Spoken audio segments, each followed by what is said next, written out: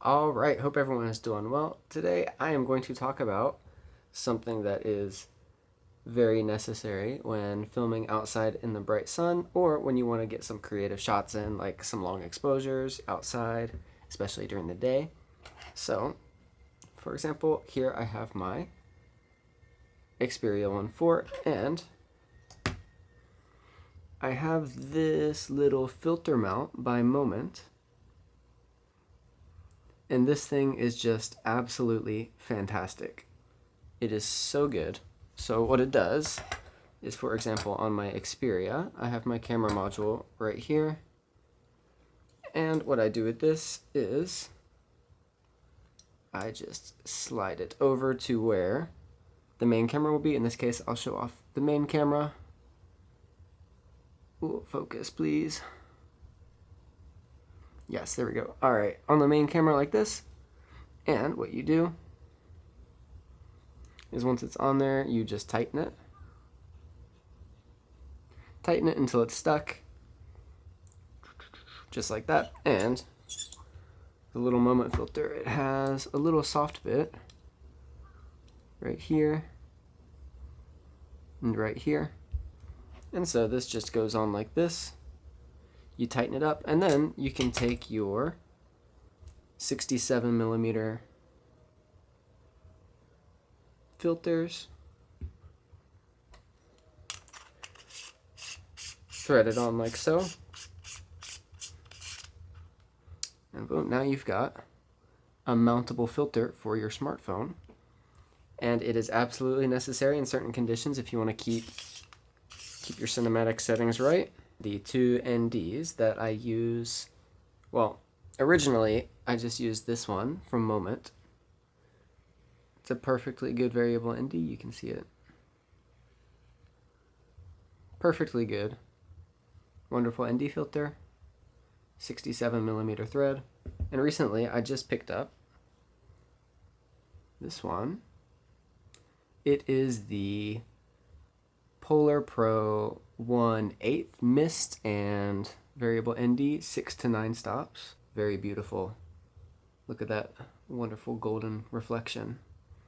Yes.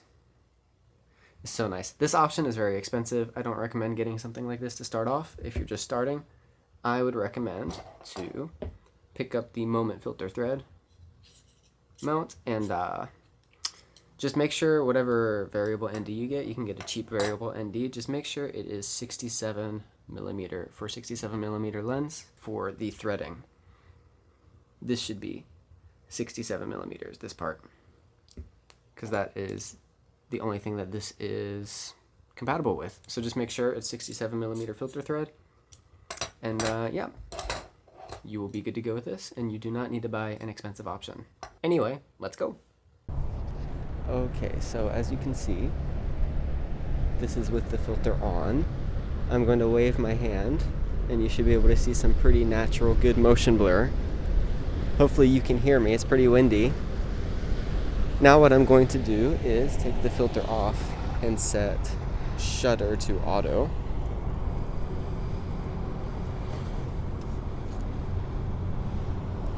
So this is without the filter at all. You can see, you literally can't see anything. And let's set shutter to auto.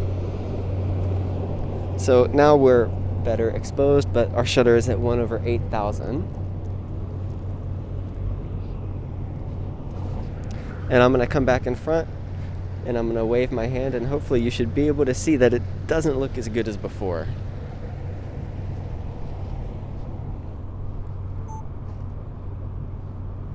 Are you serious? It just crashed again. What is this? This is horrible. How is this acceptable? How is this acceptable, and why is it happening? Okay, well, I waited an eternity for a plane to come in. You know, they were streaming in right before I started setting up, and then right as I'm ready, no planes are to be seen. So instead we get some people walking. This is at 153mm, so we're past the optical zoom range at this point. I have it manual focused to basically infinity because on autofocus it was struggling a lot. This is with the filter on. We'll zoom back out to a native zoom range 85.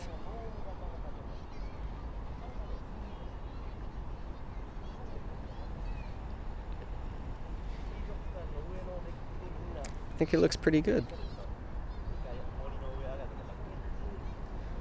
This is just 24 FPS, no slow-mo or anything like that.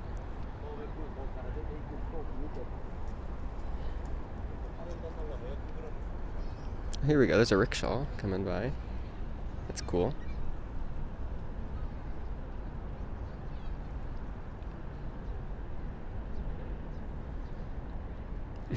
Maybe I should ride one of those.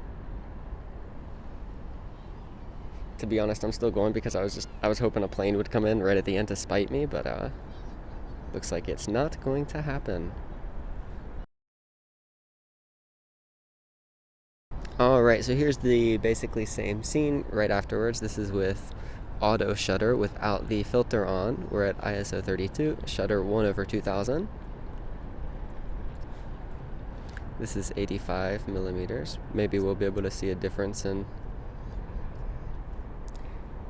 kind of just watching people walk. Watch the rickshaw carrier guy. Maybe we can zoom in a little bit more.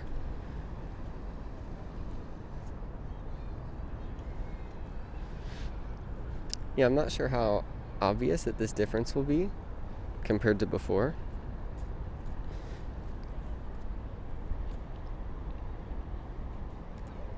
Makes a huge difference when you're doing something like vlogging or having a lot of motion in it, taking up a lot of the frame. But yeah, let's move on from static and let's do a little bit of like a walking vlog test. Maybe do some slow motion, let's see. Alright, so here we are with the vlog monitor setup. This is with the filter on. We're at 24 FPS and 1/48 shutter. I think it looks great.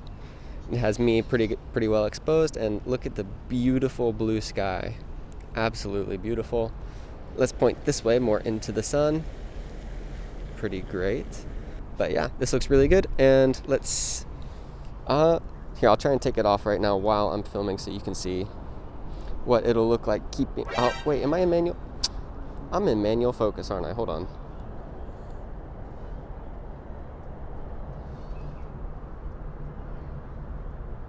Sorry about that. Anyway, I'll just keep that in. But yeah, looks great, and I can't believe I was in manual focus. We'll take the filter off real quick, see what it looks like keeping the shutter speed the same. It'll basically be a bright white blob. Haha, yes. Don't I look great? Wow. There we go. This is how it looks with the filter. Very beautiful, and sit down right here so I don't drop it. Here. Take the filter off. Set my shutter to auto. There we go. Now my shutter is in auto. Sky still looks great, but look at this movement. It's so stuttery. It's so stuttery and jittery and not how it's supposed to be. My waving looks like a slideshow. And one more time, let me switch back to the filter, back to 1/48. Let's get the filter back on.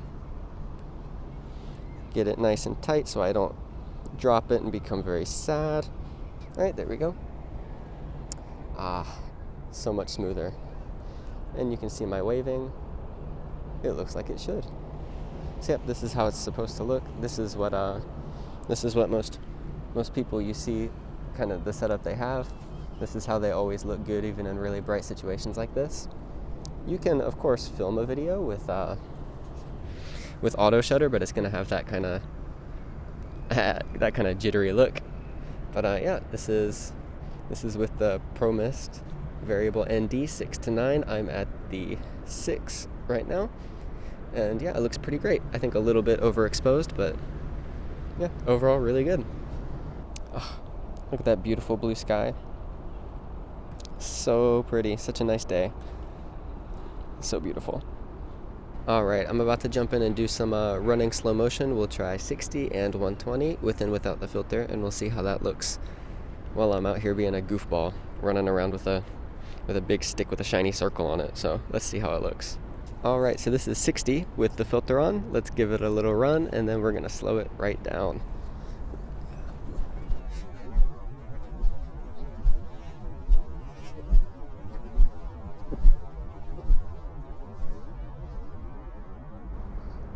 Alright, this is 60 FPS with no filter and auto shutter. Let's give it a run and let's see.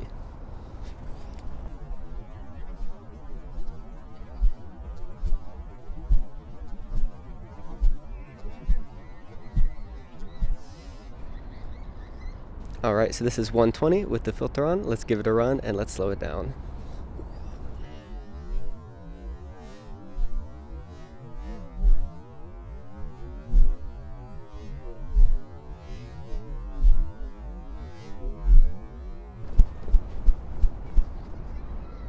Alright, this is 120, no filter, and auto shutter. Let's see how it looks.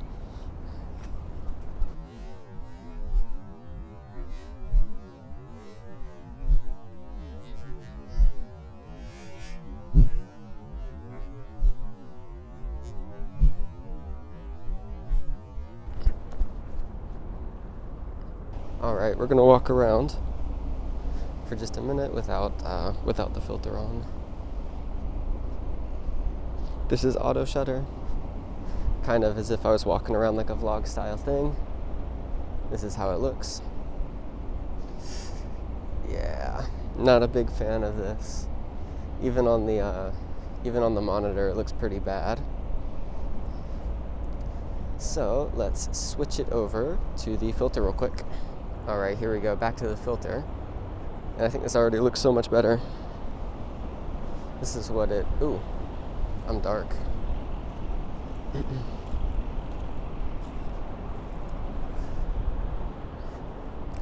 Looks so much better in my opinion. Everything's smooth the way it should be. I filmed some kind of whip panning shots the other time I tried to make this video, but last time I didn't bring external audio. I was just trying to use the Xperia because I wanted to show off the audio with that, but turns out the mics weren't working, so we didn't get any audio with it. So I'll just kind of throw those clips in right about now.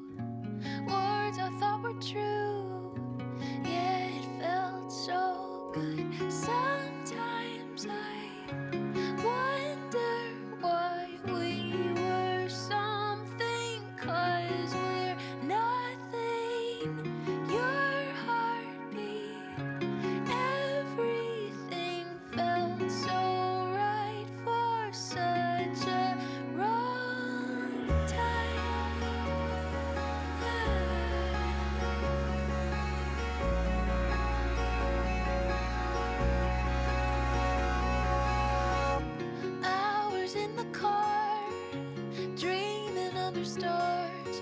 I'm in love with who you are.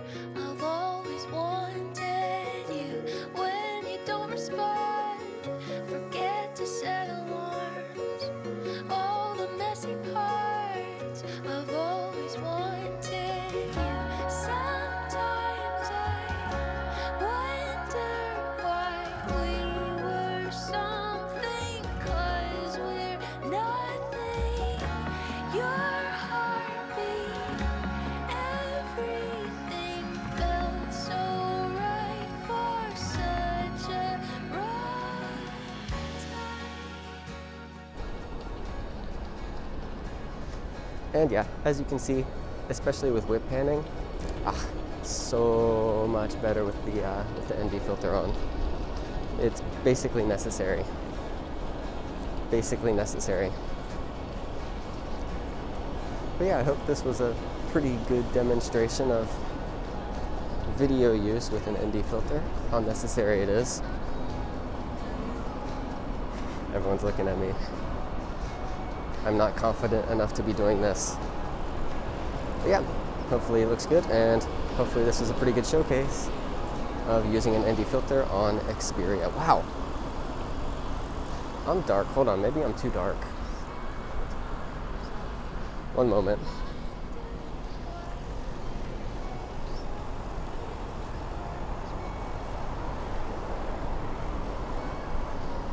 There we go, that's better. Well, that one was on me. I had the filter set too dark. But there we go. Yep, hopefully it was a good showcase. And hopefully this will inspire some people to get out and shoot some video with their phone out in some bright conditions. And that's about it. All right, here we go. Just to kind of show off the setup a little bit, this is what I was just running with the vlog we just did. It's the Xperia, I think it's like Vlog, I think it might just be called Vlog Grip. We've got the vlog monitor kit, so it comes with this little springy clip attachment, and it comes with the monitor, and this is a third-party cable, but it comes with a cable as well. And here we have the Moment filter mount. It's absolutely wonderful. I highly recommend to anyone interested in video or photography with smartphones. It just kind of clips on, and you can screw it tight. It has a little soft bit right here, and it has soft bits right here, so it just kind of squishes against the frame. And then this is the filter I was using. I love the gold bronze kind of framing edge. It's really nice, and you can see, maybe you can see if I kind of put it off in the sun, it has that beautiful bronze glow. It's a beautiful bronze glow, and yep. I was basically just walking around like this, and I think it worked out pretty great. So yeah, this is so much lighter than what I'm filming with right now, a lot lighter. So I think it's a pretty viable option. Okay, so this is probably incredibly noisy, and I apologize beforehand, but I set up on a busy, kind of bright street. We've got the filter set up, and what we're going to be doing is trying to get some daytime panning photos. So some things to keep in mind are to, I don't even know if you can see the screen, keep your shutter speed. Keep your shutter speed at about 1 over your focal length. So I'm going to be doing about 1 over 25, 1 over 20. I've got my ISO set as low as I've got it set to 100, and I've got my focus area set on center. And what we're going to do is, as these vehicles pass by, we're just going to follow them like such, and hopefully we can get some good shots. And if we do, I will post them right about now. So of course you don't need a tripod when doing this, but it definitely, it helps. That way you can have kind of a consistent pan every time, but you can absolutely do this handheld as well.